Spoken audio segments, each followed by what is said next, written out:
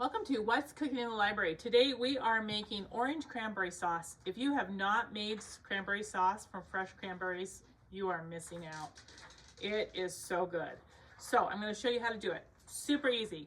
Okay, to start out with, you get a bag of cranberries. This is 12 ounces, most of them are. And we're going to rinse these. We're going to also prepare our orange. So we need 1 tablespoon of orange zest. So we're going to take our orange here, and I have a zester. Zester is the best. You can just use a grater, but the zester is very nice because it doesn't get any of the white from underneath. So we're just gonna go around here and get all the zest off this orange.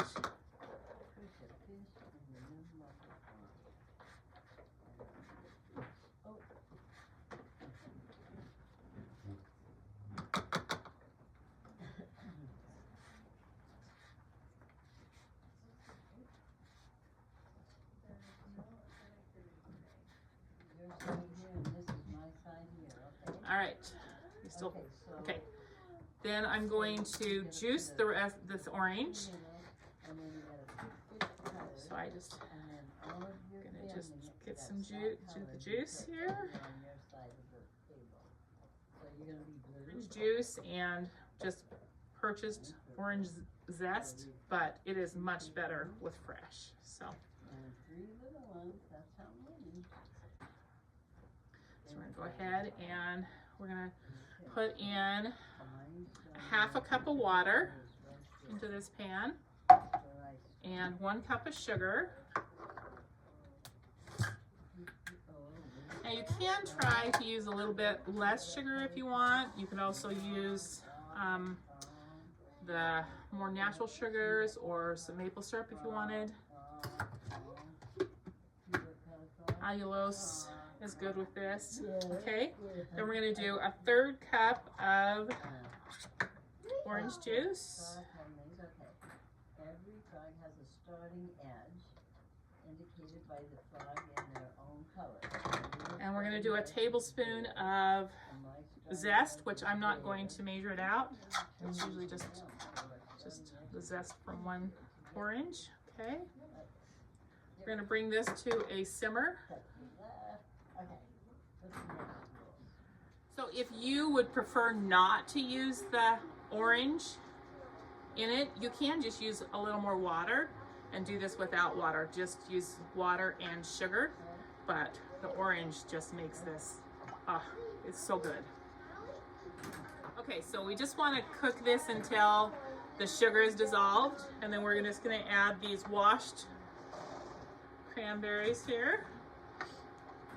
We're going to turn it on medium to medium-low heat, and we're just going to let them cook until they start popping. They're going to start popping, and pretty soon all of them will be popped, and it'll just turn into a sauce. So we're going to just let that do that for maybe 6 minutes or so.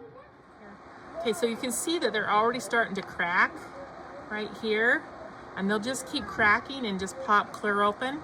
You want to stir this occasionally because you don't want it to stick on the bottom.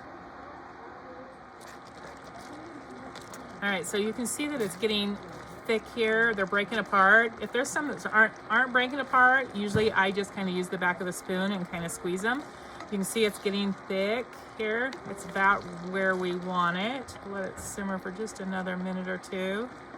Break these apart. It's about almost there. You do want to stir it fairly often because you don't want it to burn on the bottom. All right.